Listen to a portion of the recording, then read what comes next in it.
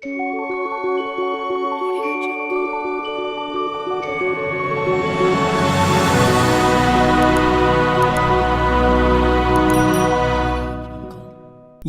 Writer உலக அளவில் உள்ள தமிழர்களால் அதிக அளவு பயன்படுத்தக்கூடிய ஒரு தமிழ் மென்பொருள் தான் இந்த NHM Writer.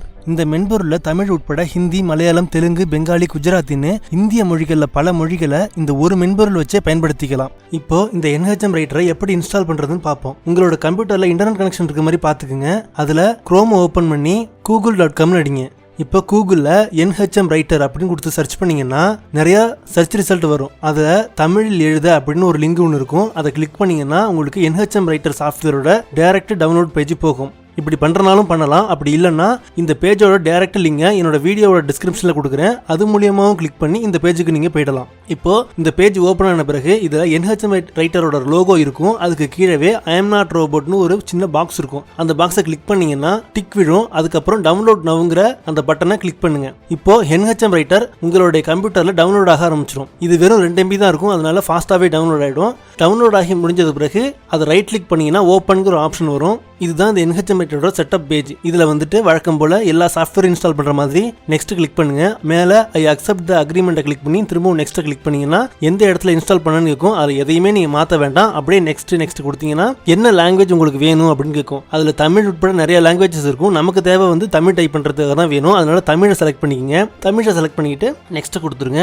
அதுக்கப்புறம் பேர், அடுத்ததாக வந்து உங்களுடைய கணினியில் முன்னாடி வரணுமா அப்படிங்கிற மாதிரி சில பர்மிஷன் கேட்கும். அதெல்லாம் வந்து ரெண்டையுமே டிக் கொடுத்துருங்க. டிக் கொடுத்த பிறகு நெக்ஸ்ட் கொடுங்க. கடைசியாக இன்ஸ்டால் கிளிக் பண்ணிங்கன்னா NHM Writer உங்களுக்கு இன்ஸ்டால் ஆக ஆரம்பிச்சிடும். இன்ஸ்டால் ஆகி முடிஞ்சதும் கடைசியாக ஃபினிஷ்னு ஒரு ஆப்ஷன் இருக்கும். அதை கிளிக் பண்ணிங்கன்னா உங்களுக்கு NHM Writer ப்ராப்பராக இன்ஸ்டால் ஆகிடும். இப்போ இது ஒர்க் ஆகுது அப்படிங்கிறத நீங்கள் எப்படி கண்டுபிடிப்பீங்கன்னா உங்களோட கணினியில் அடிப்பக்கத்தில் பார்த்தீங்கன்னா ஒரு சின்னதாக ஒரு பெல் சிம்பிள் மாதிரி இருக்கும். இந்த பெல் சிம்பிள் ஒயிட் கலரில் இருந்ததுன்னா இது வந்து தமிழ் டைப் பண்ண தயாராக இல்லை அப்படின்னு அர்த்தம். அதே பெல் சிம்பிள் எல்லோ கலரில் மாறிடுச்சு அப்படின்னா தமிழ் டைப் பண்ணலாம் ரெடியாக இருக்குது அப்படின்னு அர்த்தம். நான் வந்து என்னுடைய கணினியில் வந்து வேர்டு இன்ஸ்டால் பண்ணி வச்சிருக்கேன். அப்படிங்கும்போது நான் வேர்டில் டைப் பண்ணி பார்க்க போகிறேன். டைப் பண்ணுறதுக்கு முன்னாடி NHM Writer ஆன் பண்ணணும். இப்படி இருக்கும்போது அந்த பெல் சிம்பிள் ஆஃபில் இருக்குன்னு அர்த்தம். Alt 2 அழுத்துனீங்க அப்படின்னா அந்த பெல் சிம்பிள் வந்து எல்லோ கலரில் மாறிடும். எல்லோ கலரில் இருக்கும்போது மட்டும்தான் அது தமிழில் டைப் பண்ணும். ஒயிட் கலரில் இருந்ததுன்னா கீமேன் ஆஃபில் இருக்குன்னு அர்த்தம். அதாவது அந்த NHM Writer ஆஃபில் இருக்குன்னு அர்த்தம். அப்போ நீங்கள் தமிழ் டைப்பிங் டைப் ஆகாது. Alt 2 அதோட ஷார்ட்கட் கீயை கூட நான் போடுறேன். Alt 2 அழுத்துனீங்கன்னா உங்களுக்கு வந்து பெல் சிம்பிள் எல்லோ கலரில் மாறிடும். அதுக்கப்புறம் நீங்கள் தமிழ் டைப் பண்ண ஆரம்பிக்கலாம். திரும்பவும் Alt 2 அழுத்தினீங்கன்னா